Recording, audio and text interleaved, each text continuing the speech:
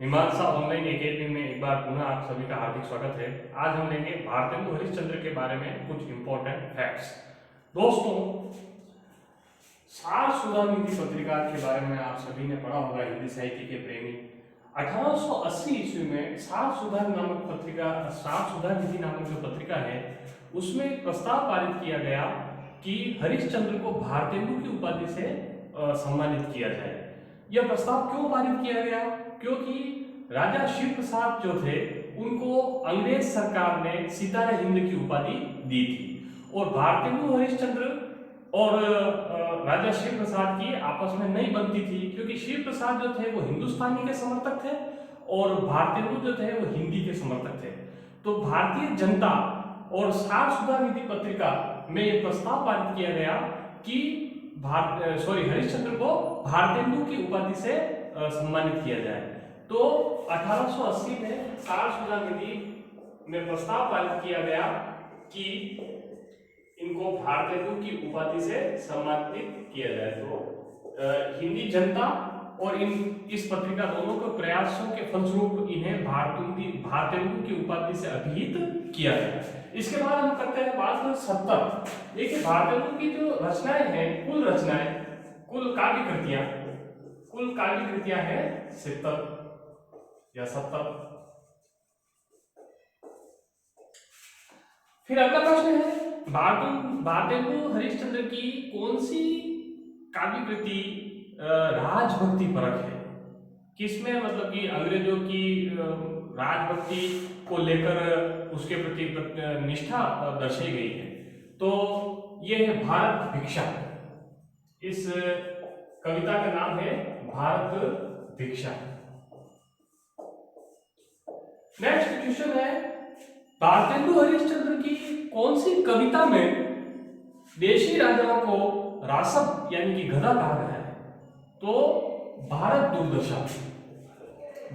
दूरदशा नाम की जो इनकी कविता है, भारत दूरदशा, उसमें देशी राजाओं को रासब यानी कि गधा कहा गया है। अगला प्रश्न है उत्तर भक्तमाल के संदर्भ में, नाभादास की भक्तमाल के अनुकरण पर भारतेंदु हरिश्चंद्र ने कौन से काव्य कृति की रचना की? तो इसका उत्तर होगा उत्तर भक्तमाल। अब आगे बढ़ते हैं हम पेनी रीडिंग। दोस्तों, इस विचार गोष्ठी का गठन किया गया था भारतेंदु हरिश्चंद्र के द्वारा 1873 में, और 1873 में ही भारतेंदु हरिश्चंद्र के द्वारा तदीय समाज की स्थापना की गई। तो 1873 में पेनी रीडिंग और 1873 में ही तदीय समाज की स्थापना की गई। अब बात करते हैं हम मिस्र विजय। दोस्तों, 1882 ईस्वी में भारतेंदु हरिश्चंद्र ने, अंग्रेजों ने जब मिस्र पर विजय प्राप्त की तो उसमें भारतीयों का बहुत बड़ा सहयोग था। अतः भारतेंदु हरिश्चंद्र ने 1882 में मिस्र विजय के उपलक्ष्य में एक कविता की रचना की। उसका नाम है विजयिनी विजय पताका। विजयिनी विजय पताका। तो कुछ लोग भारतेंदु हरिश्चंद्र को ये बताते हैं, आरोप लगाते हैं इनके ऊपर कि इन्होंने अंग्रेजों की प्रशंसा की।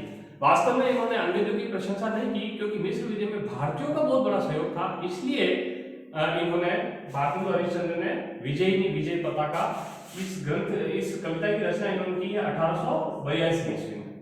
नेक्स्ट क्वेश्चन होता है लॉर्ड रिपन जब भारत का गवर्नर जनरल था, उस समय भारतेंदु हरिश्चंद्र ने 1884 ईस्वी में रिप नाटक कृति की रचना की। रिप नाटक। नेक्स्ट बात करते हैं, भारतेंदु का ऐसा कौन सा नाटक है जिसकी नायिका है शुतुरमुर्ग परी? तो दोस्तों, इस प्रश्न का उत्तर है बंदर सभा। उर्दू में एक नाटक लिखा गया था इंदर सभा। उसके प्रत्युत्तर में भारतेंदु हरिश्चंद्र ने नाटक लिखा बंदर सभा, और इस बंदर सभा नाटक का नायक था बंदर और इसकी नायिका थी शुतुरमुर्ग परी। तो बंदर सभा नाटक। नेक्स्ट बात करते हैं रसा। दोस्तों, भारतेंदु हरिश्चंद्र जो है वो उर्दू में रसा उपनाम से शायरी करते थे। उर्दू में रसा उपनाम से क्या करते थे, शायरी करते थे, लिखते थे, करते थे। अब बात करते हैं हम नेक्स्ट खड़ी बोली की कविता। भारतेंदु हरिश्चंद्र की खड़ी बोली की कविता है दशरथ विलाप। दशरथ विलाप। नेक्स्ट क्वेश्चन आता है अपना, भारतेंदु हरिश्चंद्र की ऐसी कविता का नाम बताओ जिसमें विदेशी वस्तुओं के बहिष्कार की बात कही गई है।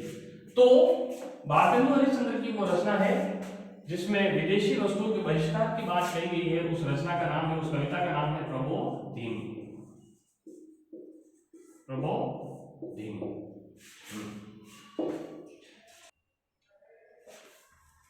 काव्य कथा के रूप में भारतेंदु ने किस कृति की रचना की?